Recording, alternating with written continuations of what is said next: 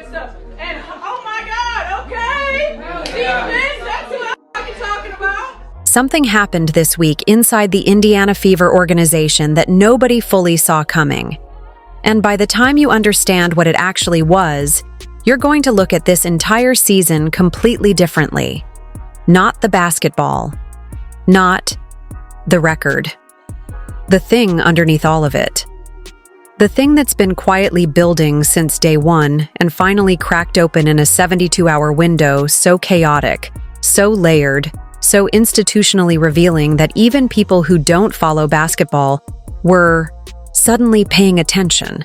And it started, of all places, when with a press conference, a coach, a microphone, and 4 words that broke the internet in a way nobody expected.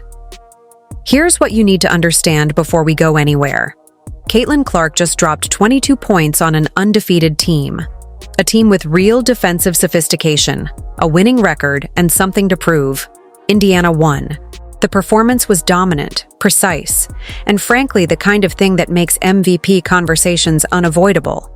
And then her head coach stepped to the podium afterward, looked into the cameras, and said, with her whole chest, "I thought she was great."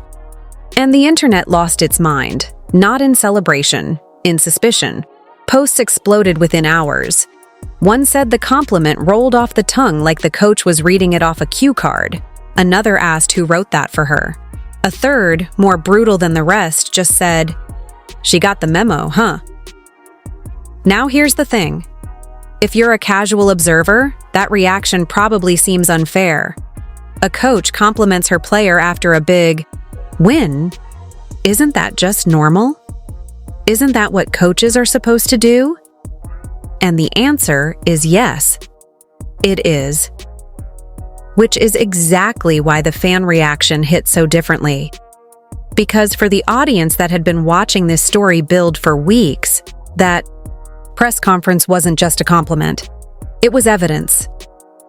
Evidence of a pattern finally being disrupted under pressure. And to understand why that matters, you have to go back. Not just to last week, further. To a night that a lot of people remember but haven't connected to this moment yet. Earlier this season, Caitlin Clark did something in a fourth quarter that doesn't happen very often at any level of basketball. Down 9 points, the game seemingly over, she personally dismantled a deficit and forced overtime. 17 points in one quarter, each one more precise than the last, each one carrying the kind of weight that makes broadcasters go quiet because the only appropriate response is to just watch.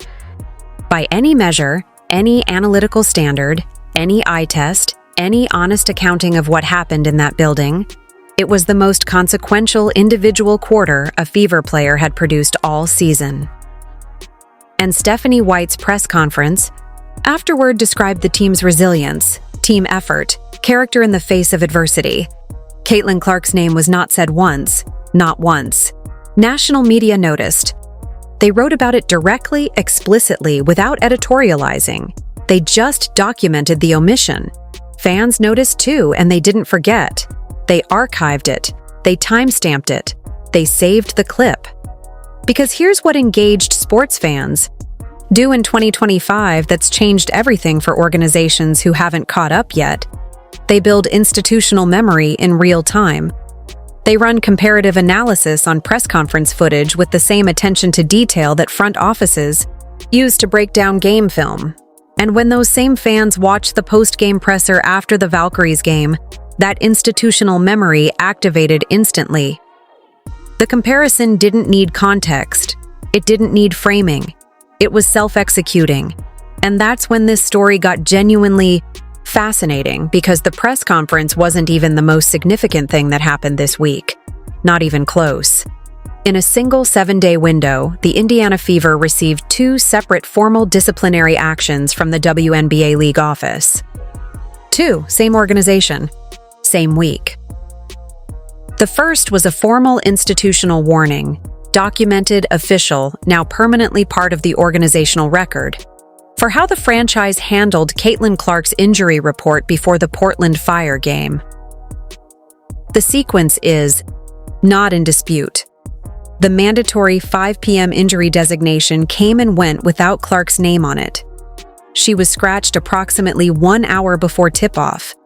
Fans who had bought tickets, arranged travel, built their evening around being in that arena. They found out the way you find out about things you were never supposed to not know. Too late. The league reviewed it, found it non-compliant, issued the warning. And here's the part that matters more than the warning itself. That documentation now serves as a baseline. The next reporting irregularity from this franchise doesn't get evaluated as an isolated incident. It gets evaluated against a prior warning on record. That distinction is enormous. That is how institutional consequences compound. The second action was a fine, levied against Stephanie White personally for public comments criticizing the officiating, specifically characterizing the physical treatment Clark was receiving as insufficiently addressed by referees. Now, fines for officiating criticism are the league's standard enforcement mechanism, applied across the league, routinely, uniformly. But 2 formal disciplinary actions against the same organization in the same week isn't a footnote. It's a pattern being written in real time, and it was precisely in the center of all of this.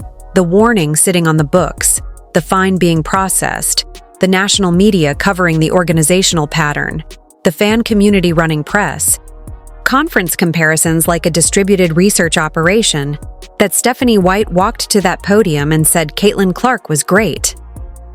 You understand now why the internet reacted the way it did. Because timing is its own form of communication, and this audience had been trained by weeks of documented behavior to read the timing perfectly. But here's where it gets even more layered. Because while all of this institutional drama was consuming the news cycle, Caitlin Clark was doing something in the background that most people either missed or massively underestimated. She was talking to reporters. And she used one word to describe her head coach's defensive expectations for her this season: insane. She said the standard was insane, and she said it laughing, genuinely, naturally laughing, not performing, not posturing, the way elite competitors laugh when they're describing a demanding standard they actually respect. The tonal context was completely clear to anyone watching without an agenda. She was not throwing her coach under the bus. She was not complaining. She was not staging a media moment. She was describing high expectations with the warm energy of someone who is genuinely motivated by them. But here's the thing about timing. And here is why Caitlin Clark understands the media environment she operates in at a level that most 23-year-olds simply do not. That word, insane, landed in a week where her head coach had received a formal warning, a formal fine sustained national media scrutiny, and a widely circulated reading of her post-game presser as organizational damage control. In that context, with that specific accumulated backdrop, the word insane resonated in ways that operated completely independently of what Clark meant by it. The internet understood this immediately. The engagement metrics on every post using that quote reflected it within hours. And I'll say this directly. Clark almost certainly understood that the timing would produce exactly that resonance. She is not naive about how words land in context. The choice to use that specific word in that specific week in response to that specific question. That is its own form of precise communication. Plausible deniability with perfect comedic timing. She said nothing wrong. She meant nothing negative. And she absolutely knew what was going to happen when that clip hit the timeline. That is a level of media intelligence that is genuinely rare. Now let's talk about what she actually did on the basketball court. Because in the noise of all of this institutional drama, the numbers she's putting up this season deserve more than a footnote. They demand a real accounting. Through 6 games, Clark is averaging over 24 points per game, 9 assists, 5 rebounds. She is shooting 44% from three-point range over her last 4 games. She is the primary offensive engine of a team that has won 4 of their first 6 contests, including against legitimate Western Conference opponents.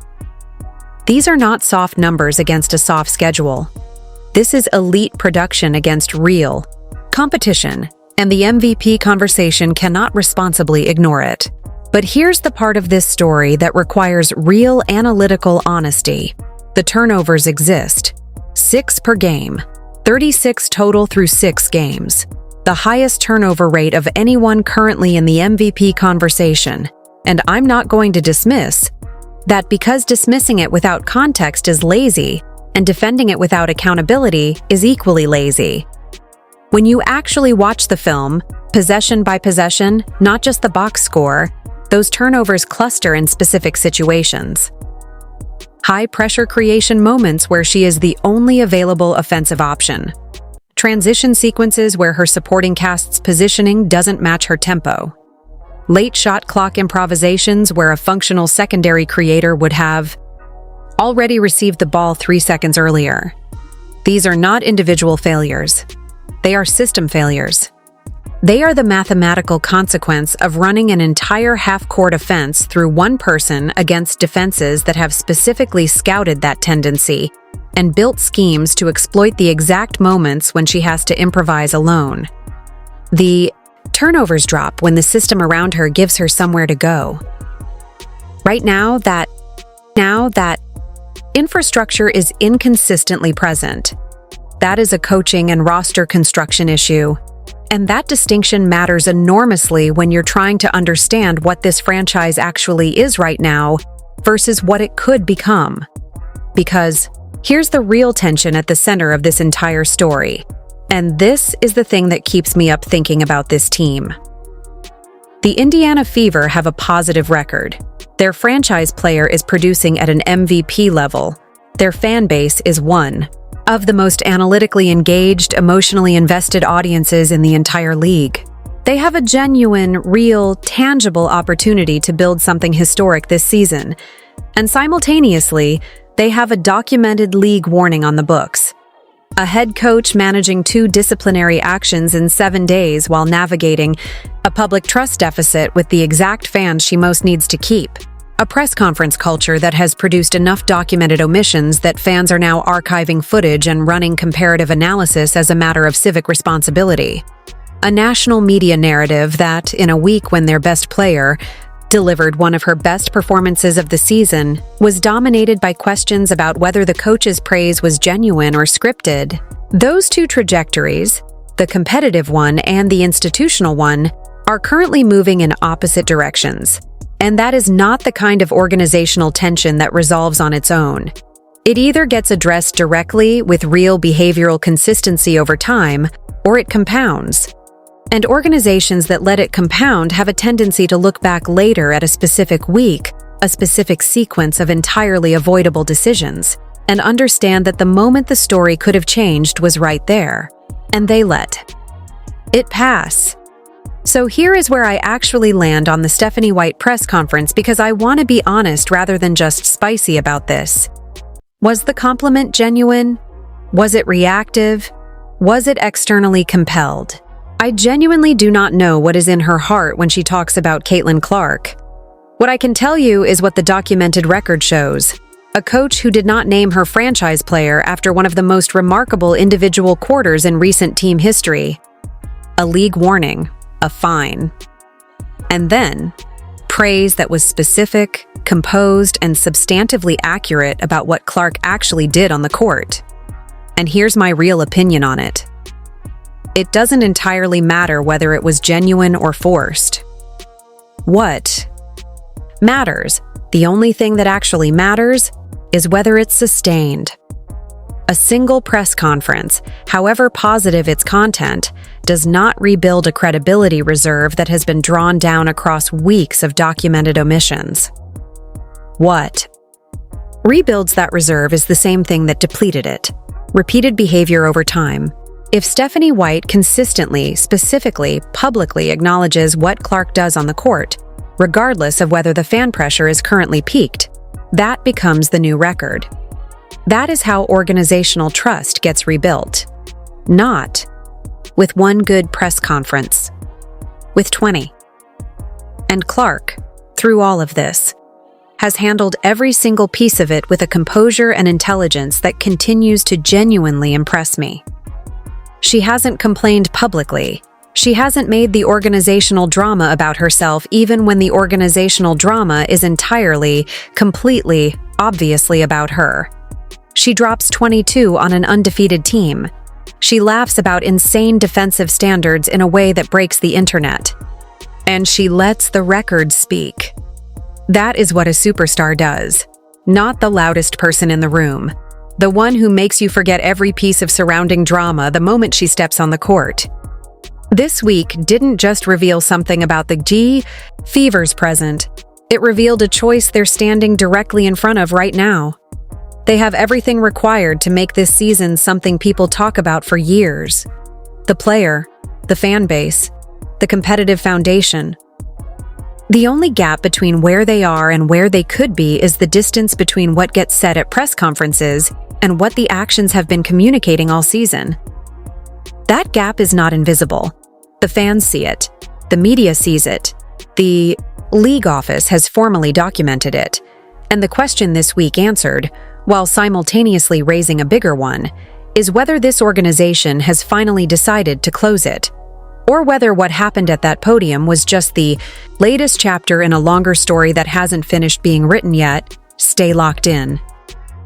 Because we are nowhere near done with this one.